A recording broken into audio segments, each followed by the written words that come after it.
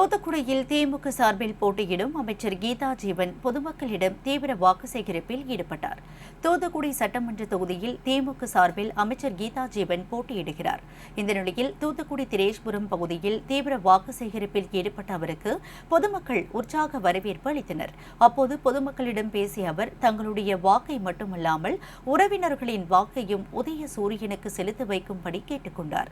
தொடர்ந்து பேசிய அமைச்சர் கீதா ஜீவன் மத்திய அரசின் புதிய கல்விக் கொள்கையை தமிழ்நாடு அரசு ஏற்காததால் நிதி ஒதுக்காமல் மத்திய அரசு ஓரவஞ்சனை செய்வதாக குற்றம் சாட்டினார்.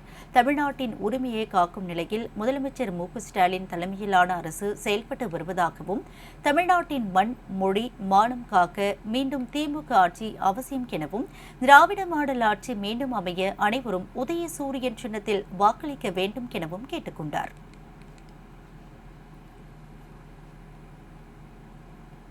பல்வேறு திட்டங்களுக்கு இன்னைக்கு வரைக்கும் நமக்கு நிதி ஒதுக்கீடு செய்யல. புதிய கல்விக் கொள்கை ஏத்துக்கிட்டாதான் உங்களுக்கு கல்விக்கு நிதி ஒதுக்கீடுன்னு சொல்றாங்க.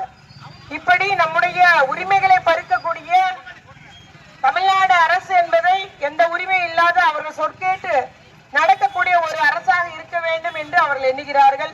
ஆனா நம்முடைய முதலமைச்சர் தளபதியார் அவர்கள் நான் திராவிட மாடல் ஆட்சி நடத்தி வருகிறேன், எல்லாருக்கும் எல்லாம் என்ற ஒரு கொள்கையோடு எல்லாருக்குமான திட்டங்களை நிறைவேற்றி வருகிறேன் என்று சொல்லி இன்னைக்கு தமிழ்நாடு இந்தியாவிலேயே முதன்மை மாநிலமாக இருக்குது. உற்பத்தியில, பொருளாதார வளர்ச்சியில, வேலை வாய்ப்புல, தனிநபர் வருமானம் அதிகரிச்சிருக்குது, வறுமை கோட்டு கீழே உள்ளவங்க பட்டியல் குறைஞ்சிருக்குது. அதுபோல குற்ற செயல்கள், பெண்களுக்கு எதிரான குற்ற செயலா இருக்கட்டும், இல்லை குழந்தைகளுக்கு எதிரான குற்ற செயலா இருக்கட்டும், தமிழ்நாட்டில் குறைந்த எண்ணிக்கையில் தான் இருக்குது அகில இந்திய அளவுல. ஆனா பாஜக ஆளுகின்ற மாநிலத்தில எல்லாம் பெண்களுக்கு மதிப்பும் கிடையாது, மரியாதை கிடையாது, கல்வி கிடையாது, பாதுகாப்பும் கிடையாது.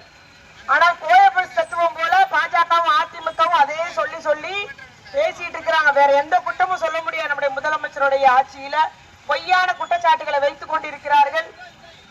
ஆகவே நீங்கள் இந்த முறை மீண்டும் தமிழ்நாட்டை காப்பாற்றிட வேண்டுமானால், நம்முடைய மண், மொழி, மானம் காப்பாற்றிட வேண்டுமானால் மீண்டும் முதலமைச்சராக தளபதியார் அவர்கள் பொறுப்பேற்க வேண்டும். ஆகவே உங்களுடைய வாக்குகளை வீணாக்கி விடாது, சிந்தாமல் சிதறாமல் அந்த கட்சி இந்த கட்சி பூசா வந்திருக்காரு, நடிகர் நிக்கிறாரு, அதெல்லாம் என்ன வேண்டாம்.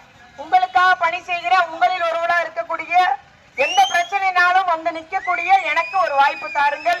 நம்முடைய முதலமைச்சர் அவர்கள் மீண்டும் முதலமைச்சர் ஆகிட நீங்கள் உதயசூரன் சின்னத்துக்கு பொன்னான வாக்குகளை தாருங்கள்.